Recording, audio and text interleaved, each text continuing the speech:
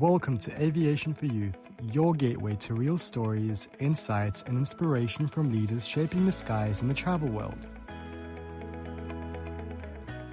Hi, Khaled. Welcome. This is Aviation for Youth, the podcast where we bring you conversations with aviation travel professionals from around the globe to inspire the next generation of industry leaders. I'm the host, Alibek, and today I'm really excited to bring our audience a special guest who had a fascinating journey across both the aviation and travel sectors, from managing multinational in-flight teams at Etihad Airways to auditing operations across global travel businesses. Our guest has really seen the industry from many angles, both on air and on the ground. Today we'll talk about their career journey, leadership in global teams, how the travel education is evolving, and some of the biggest trends shaping the future of travel.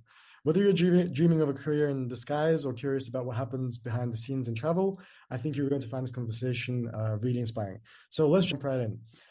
So hi, Khaled, welcome. As I mentioned previously, you've built an amazing and fascinating career across both aviation and travel. So what would you say initially inspired you to pursue a career in aviation and travel and these industries? First of all, thank you very much for the fantastic introduction. It was amazing. Thank you. And first of all, aviation started always with a love of travel. That's how I would say the first thing that would attract you to aviation would be the love of travel. Because if you're not into travel, you'll never think to go into aviation. For me, it was since I was a child, I had the ideas of traveling in my head. Literally since I was 6 years old, probably 5.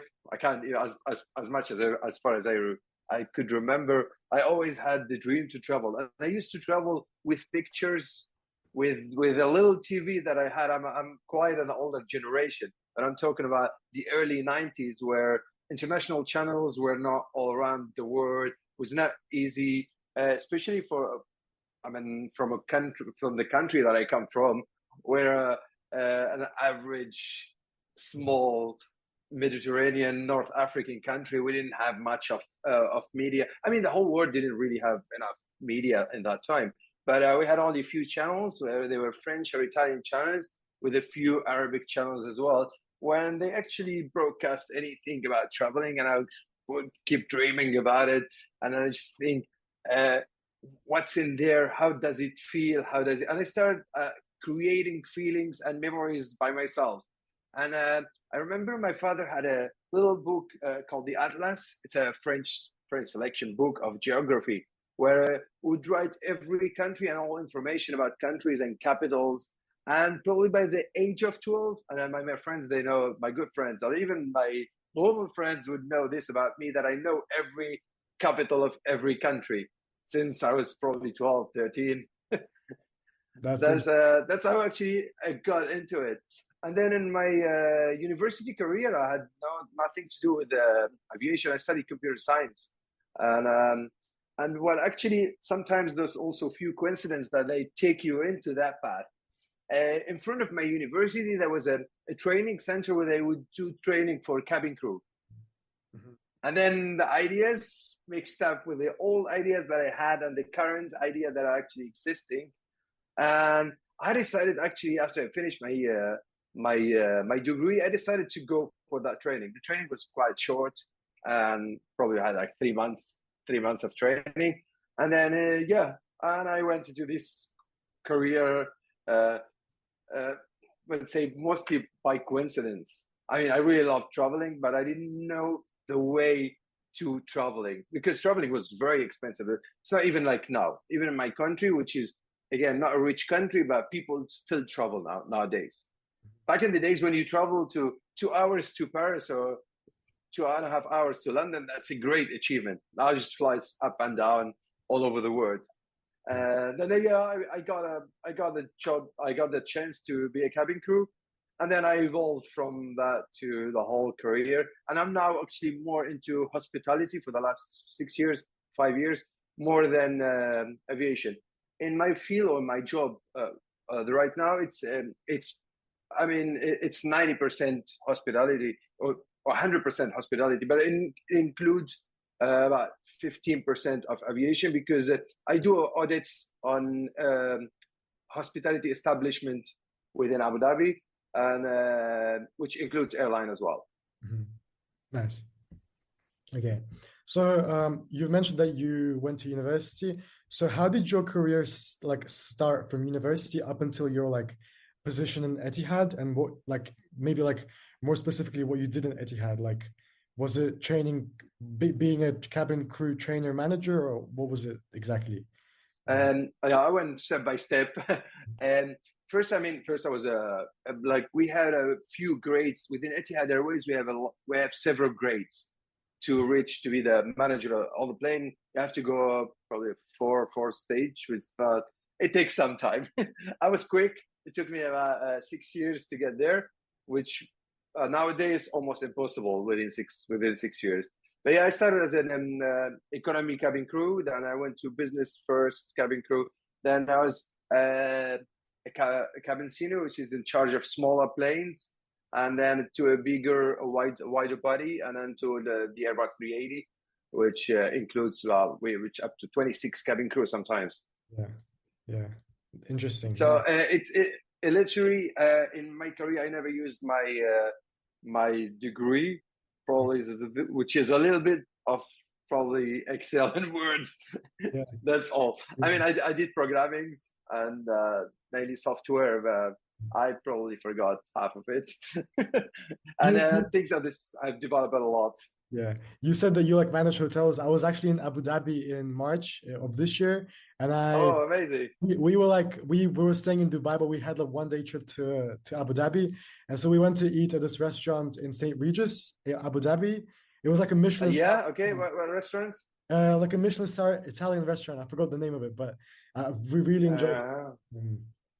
Oh, great to hear that, because that's my as I told you, I can't reveal much of my job, but yeah, pretty much I know every restaurant in Abu Dhabi and every hotel in Abu Dhabi. That's why it's trying. The St. Regis had the New York Lounge, which I love. I don't know if you've seen it, and I can't remember the restaurants that you're talking about. But if I see some pictures, probably I would know. I was there last time. I was in December, St. Regis in Etihad Island, right? Yeah. Yeah, that's amazing. Oh no, the one in downtown, actually, the one in downtown.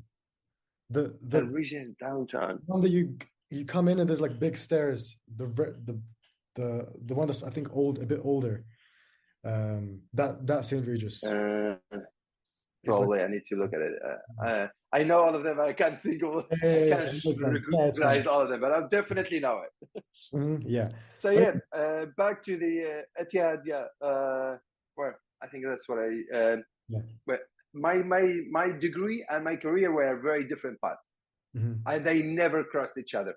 So I built my career through mainly training.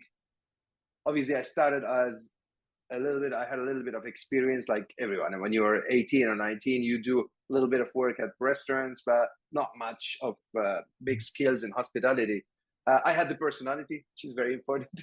If you'd like to join a hospitality, the hospitality in general, or the aviation in terms of hospitality point of view, because aviation is also it's a big field. It cannot be. You can't just build, I would say, career in aviation specifically. You have to be specific exactly which field of aviation. Aviation is huge. It starts from a cleaner of the aircraft and it goes to the CEO. So many fields. From my point or my part of hospitality is the cabin crew. So I belong to the hospitality.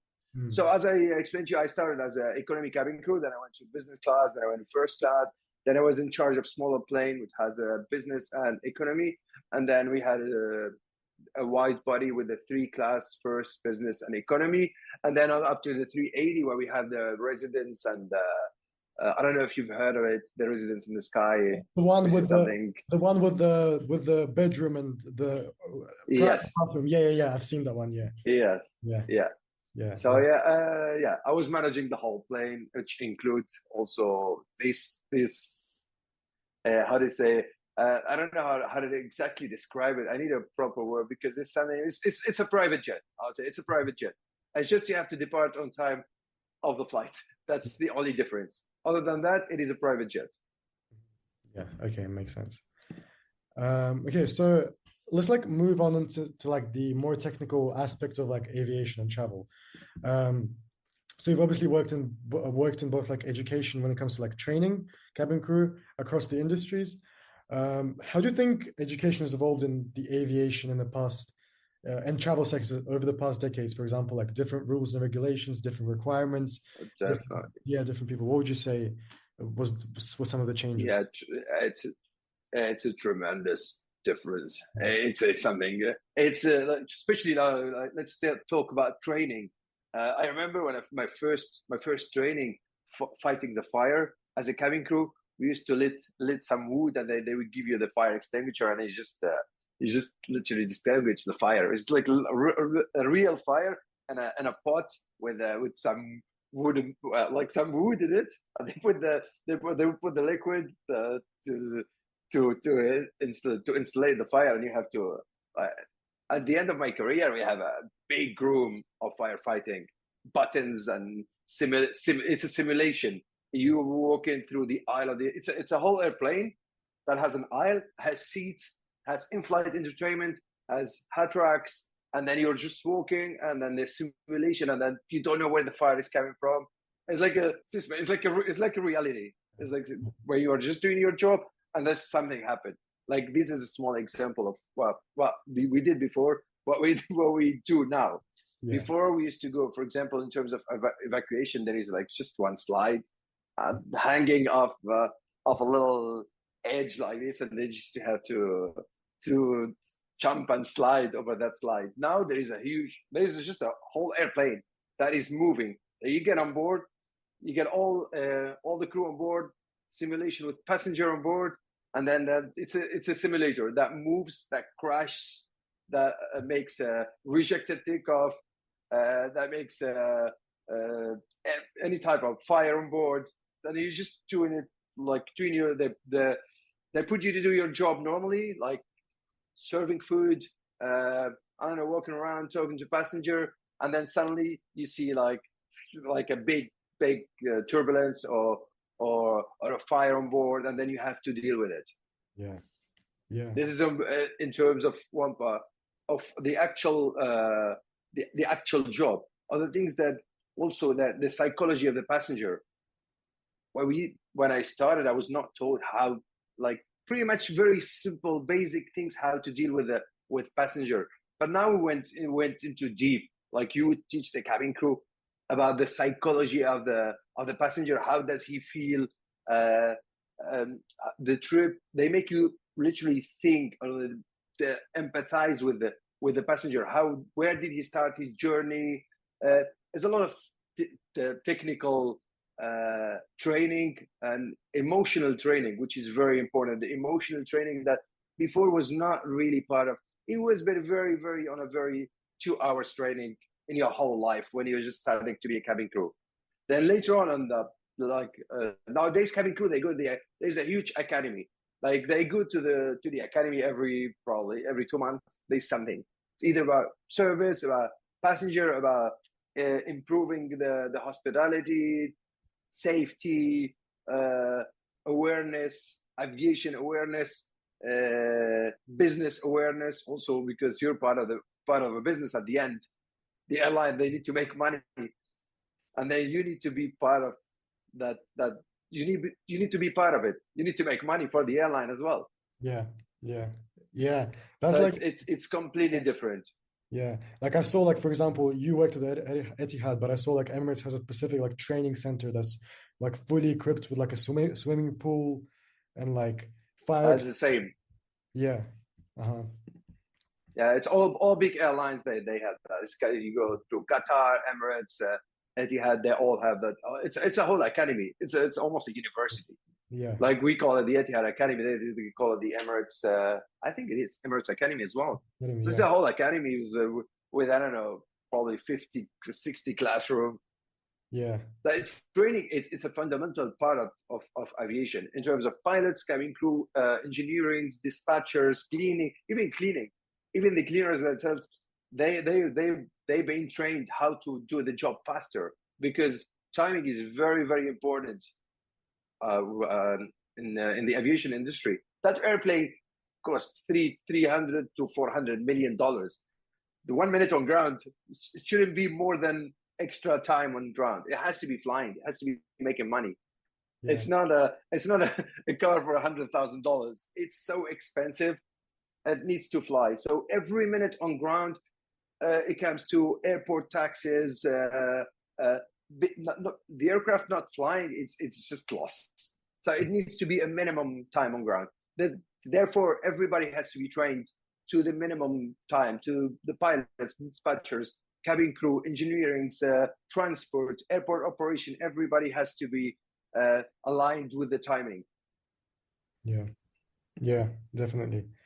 So like moving forwards, like many students today are like eager to enter the field, like for example, cabin crew, or not even like for example cabin crew, like probably like just the aviation field in general.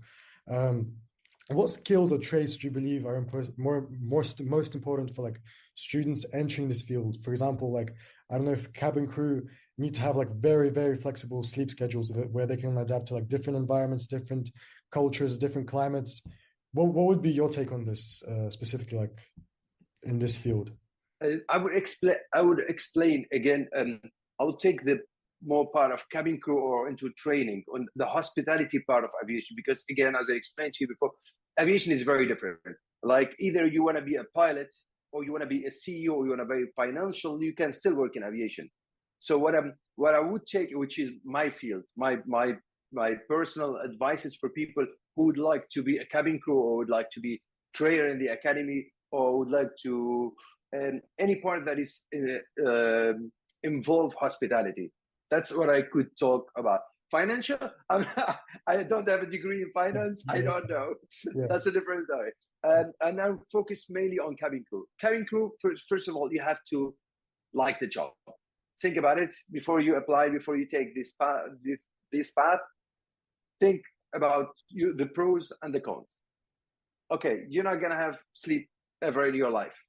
Yeah. You're gonna sleep one day in the morning, one day in the evening, and you have to be fine with that. If you're planning to go this, long duties, normal average duty is between in the whole world between 10 to 8 to 10. The normal one at 8. If it's extended, will go to 10, 12 maybe maximum. You could in aviation you could do 24 hours duty with a little break on 3 hours. If you fly, for example, we used to fly from Abu Dhabi to Los Angeles, we do a 17 hours flight. 17-hour flight, probably you get a 4 hours rest on the flight, and then you have to count the time you left your house, go to the airport. That's 17 hours, only the flight. Then you have to be at the airport at least 2 hours before the flight. And then from the moment you land till you get to your hotel, that's another 2 hours. So you got to count until 4 hours, plus when did you wake up? You take all these things in consideration. You're gonna end up doing about 24 hours duty within a 4 to 5 hours break. So yeah, can you handle that? Yes, then perfect. Okay, then we can continue to next. It is emotionally. You have to be emotionally involved. It has a lot of emotion. You're gonna have passenger sick, passenger crying. You're gonna have you can have any situation on the aircraft. You don't have a doctor there. You don't have an ambulance. You don't have a policeman. People fight. People get drunk. Women deliver on the flight. You have to be ready for all this. Can you handle? For example, that part of emotion is really, really important, because you could be strong physically, you can do a 24 hours duty, but you won't be able to handle a situation like this. You can see, I mean, I've seen someone died on the flight. Wow. Yeah, on my flight, someone died. Crazy. Wow. Yeah. On my colleague's flight, a woman delivered on the flight. Coming out to Trivandrum back to Abu Dhabi, 4.5 hours flight, small airplane, and that's why you don't know when to expect. Okay, for me, he died on a 15 hours flight. You always, when you're going on a 15 hours flight, you expect a lot of challenges. But you go on a 3.5 hours flight, I think it's not even 4 hours flight down here to India, And then you get all these things, blood, and you see blood, you need to use equipment. And then actually the guys that did it, it was a guy, not even a girl, delivered the baby, followed the procedure, and the SOP was perfect. Yeah, so you have to be ready with that. Now we can, this is your, how do you call it? This is if you're ready or not ready. Then again, we have to go to the skills as well. Now, okay, you agree to be a cabin crew. Now the airline has to agree that you can be a cabin crew. That's very important. And again, you have to be flexible. They test your flexibility skills. They put you into discussion, group discussion, to see how you communicate, as we're going to talk about later. Communication is very important. You have to know how to communicate. This is not only in aviation, but it's a very important terms of very important part in aviation. Yeah, communication is very important. Plus, again, we're going to come to, you're going to communicate with team they're not all from the same country. Cultural differences are big differences between the East, the West, the North, Africa, Europe, Asia. Everybody has a different culture. And then they put you straight to the point with 4 or 5 people. You don't, everyone from a different country, and you have to deal with them. Sort situation. That's very important. You have to be able to, how to say, you have to be ready to understand other culture. And that could be stressful as well. Because sometimes you think, why he's offending me? He's not, why the other party is not offending you. That's the way he speaks. Or you have to think about many things before reacting. And that's one part very important. That one of the skills, one of the most important skills is, how to communicate. You are self-aware of your own action and thinking. You have, how to control your emotions. Then again, you have to be a happy person, because they're gonna use you for business. Again, you have to be a smiley person. You can't just be, I would say, neutral. Mm-hmm. Neutral, you could be excellent in other jobs, but to do a cabin crew or to a hospitality job, you have to be smiley. You have to have the spirit. You have to have the positivity. You have to have I don't know, the energy. Yeah, and just like out of my own curiosity, because nowadays cabin crew content online is really emerging. Cabin crew are really starting to document their own stories. And just out of my own curiosity, did it happen often that you used to fire crew because they shared something online that was not supposed to be shared? Because, for example, nowadays I hear a lot of people from for example, Qatar Airways or maybe Emirates Airlines, where they maybe post a picture of themselves in the uniform and they get fired or let go from the company within the next 24 hours or something. Did that happen much, or? Of course it happens. Much, not much, but it happens. The day you, the moment social media had become a big thing, about 10 years ago, there are guidelines. They tell you that, the airline will not just fire you because they just decided to. They don't want to fire you. They paid a lot of money to recruit people. They don't want to fire them. But there are guidelines. The company has an image.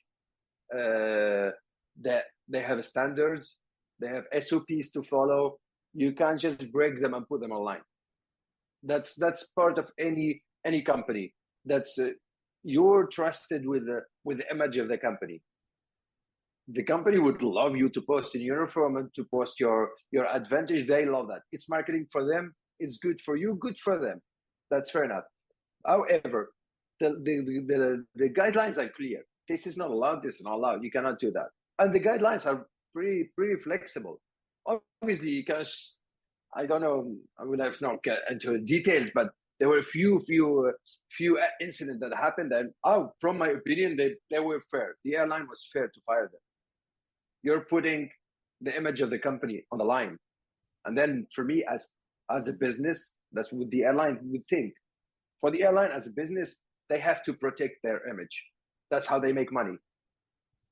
So you understand my point? Yes, it could have happened, but you have to also see the exact incident, because some people, they also exaggerate. They say I was fired for this, which is not correct. I don't work for the airline now. I don't have any benefits to protect them. just to be honest with you. I'm just saying like my honest and my honest opinion. They don't have the airlines, they don't hire crew to fire them. They don't want to fire crew. They want you to post on social media. It's good marketing for them. That's how business work. At one point, now not at one point, like recently, let's say the last 3 years, airlines have been targeting influencer, Instagrammers, and TikTokers. They have been literally targeted to be recruited because that's part of the business, and they encourage them to post online, but within the standard and within the guidelines. Yeah. Okay, makes sense. Okay, going back to your career, I've read that you like led teams of over like 25 cabin crew members from like all over the world, understandably because it's an international airline, Etihad, right? How do you like adapt, for example, your leadership style? And I think you've mentioned this, you've touched on this before, but like across, like, how do you manage your leadership style to work effectively across different cultures in such an international and diverse landscape?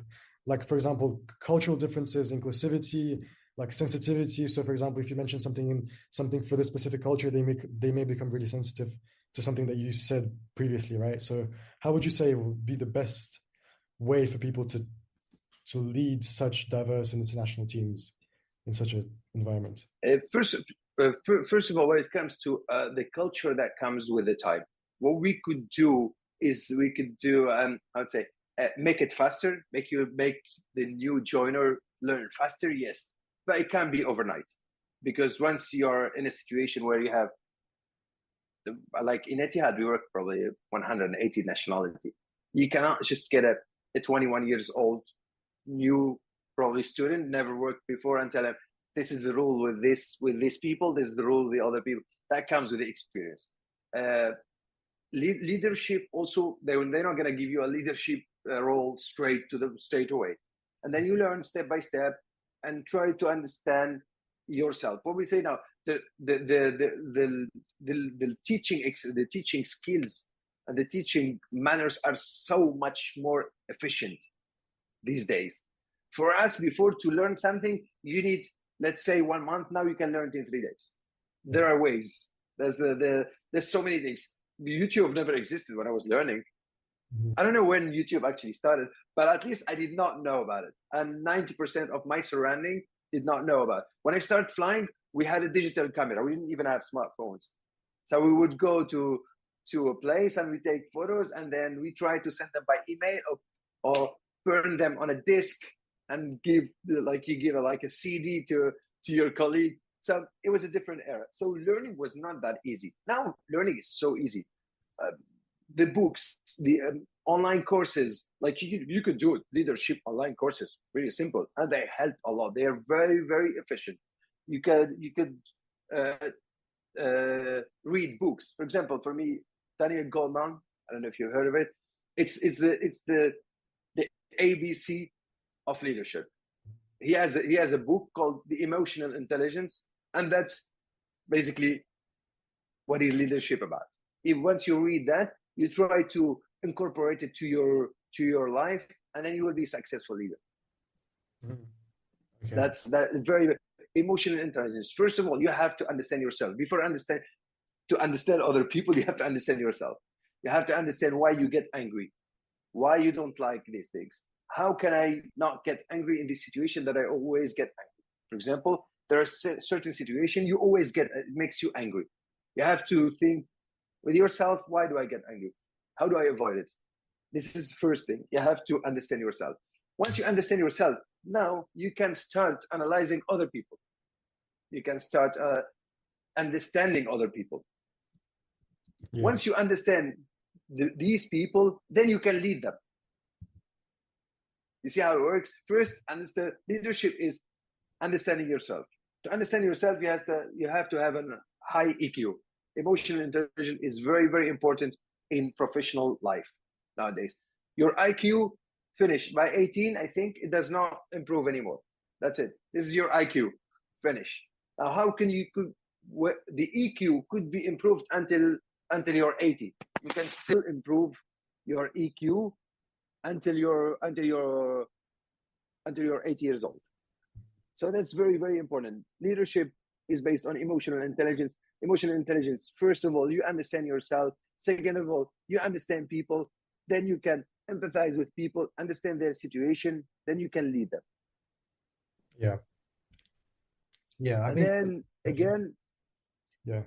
yeah, go ahead. Yeah, I think these are like definitely like very like valuable things for like all the people who are like pursuing a leadership position in like aviation, probably like possibly like even other industries. Like like knowing how to control yourself and how to control your emotions, and like knowing Of course, where your anger comes from and how to control yourself, right? Yeah. that is the most important. Yeah. Yeah. Okay, so looking at some like current and maybe like future the future situation of both the aviation, travel, and possibly hospitality industry, if you want to touch up on that. Um, from your own experience and from the things you've been recently been observing, what are some of the biggest trends that you see shaping the future of global travel right now? For example, like where the industry is heading, maybe some key changes, some of the changes that are observing currently. To be honest, I'm very positive about the aviation industry post COVID. It's been it's by 2025, it's 2024. Last year, it's up to 95%. 2025, we'll see the results, but it will exceed to 2019. Even though tickets are more expensive, fuel rates relatively was higher in the last 2 years. Now it's going back to into a stability, but still tickets are more expensive than it used to be. But people are traveling more, and people trying to incorporate travel to with work, putting them together. They enjoy traveling while working. You have the digital nomads. They're everywhere now. They're traveling while working. Remote work. It, it's how do I say it? The remote work has reshaped a lot in the travel industry.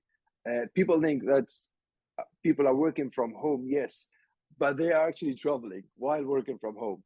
That Yeah. that gave a lot of opportunities for people who could not travel before. They were stuck in an office while doing the same job. Now with the let's say the pros or the great outcomes of the pandemic was the remote work. People are working in Thailand and traveling around Cambodia, around South America and Mexico, while just doing the same job that they used to do in Paris on a desk, which is that's amazing. That was fantastic. Now also in terms of hotels, there's a lot of hotels they're doing like check-in, digital check-in. You arrive at the hotel, there is no reception, there is nothing. It's super easy. You put in, you scan your passport, you get your key, print your key. Before you leave, you deposit your key. Simple payment from the app.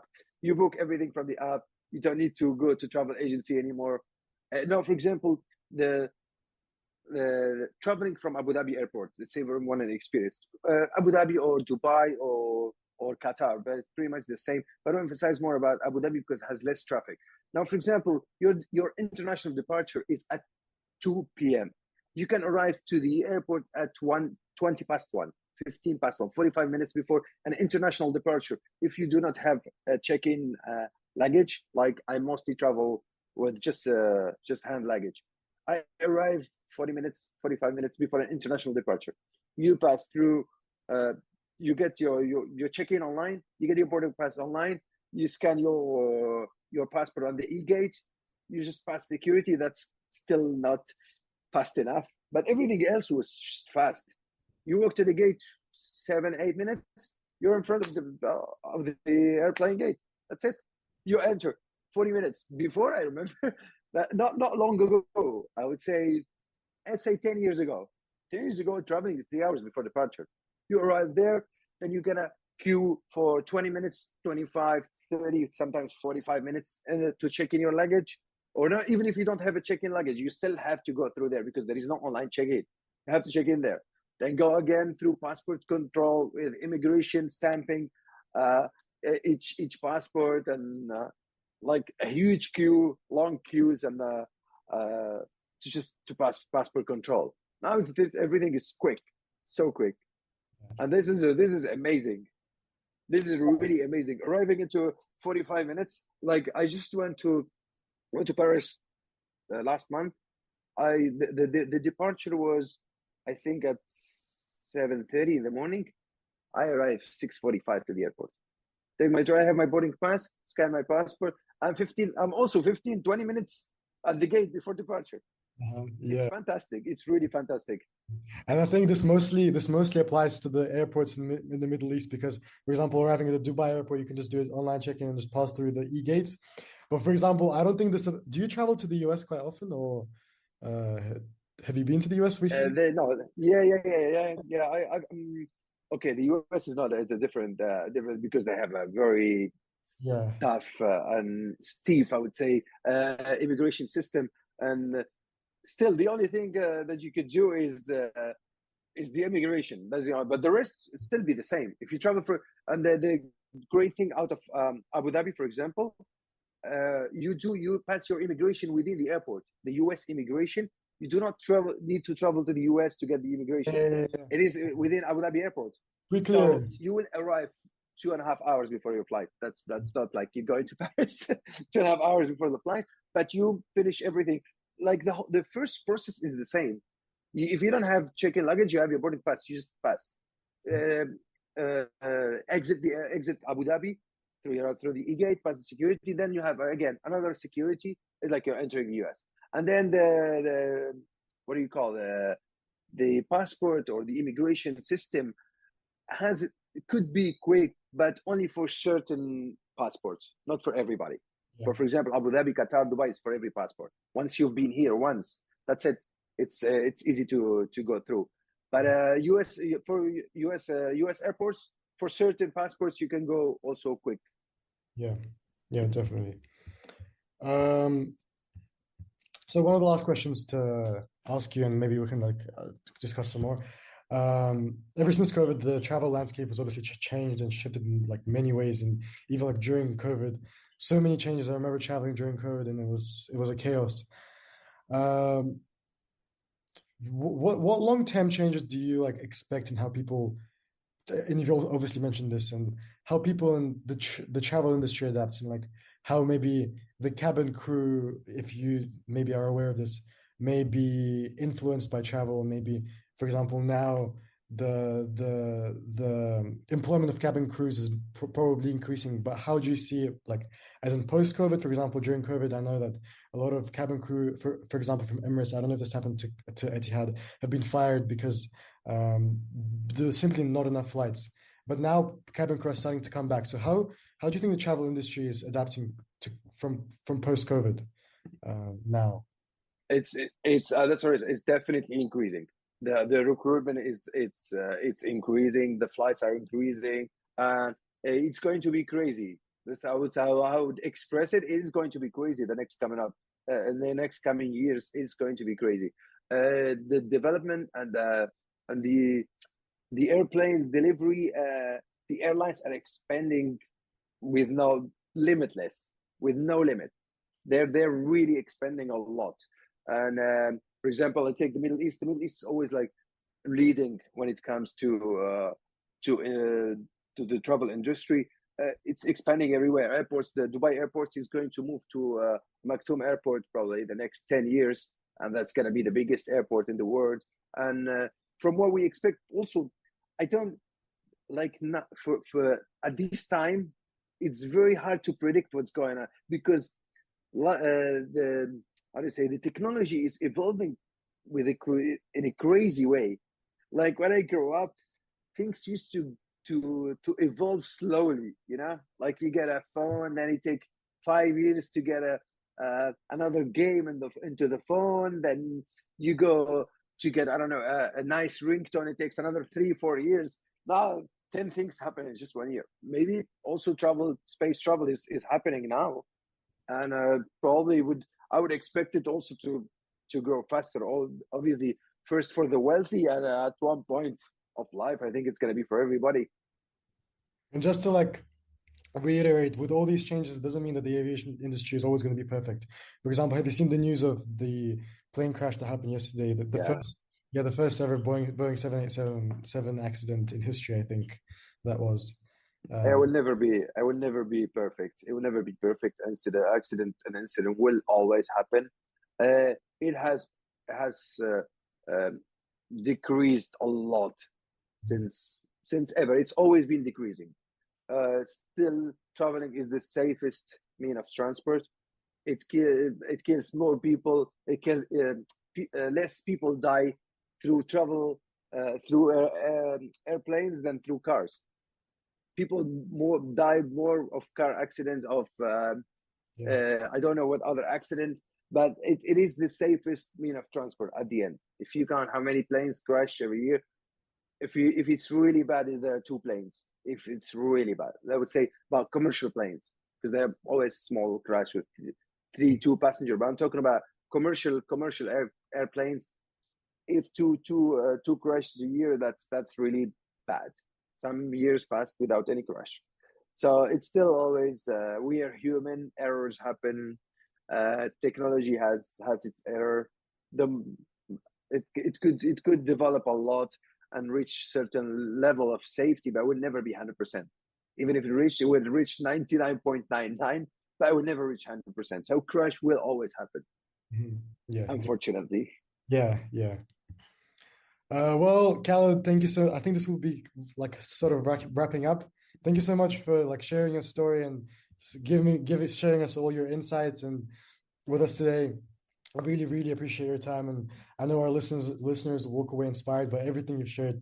Honestly, from your leadership experience to your outlook on the future of global travel, this has been a really interesting meeting, and I wish you the best in all of your pursuits and all of your adventures in the future, because I know you love to travel, and that's one of your passions, right? Definitely. Yeah. Thank you so much. Thank you. Thanks for having me on your podcast. It's been really a pleasure talking to you, and I'm really always inspired by a new generation. I see how you telling me you're 17 years old. For me, at 17 years old, like I did not even know how to make a phrase in English, and I'm really impressed by what I see now. Nowadays, well done. You're doing really a great job, and you're very well spoken. Thank you. It's amazing. It's amazing. At your age, it's fantastic. You're gonna enhance these skills for sure, and you will be amazing. Well done, and thank you so much for inviting me. It's Thank you been so a much. pleasure.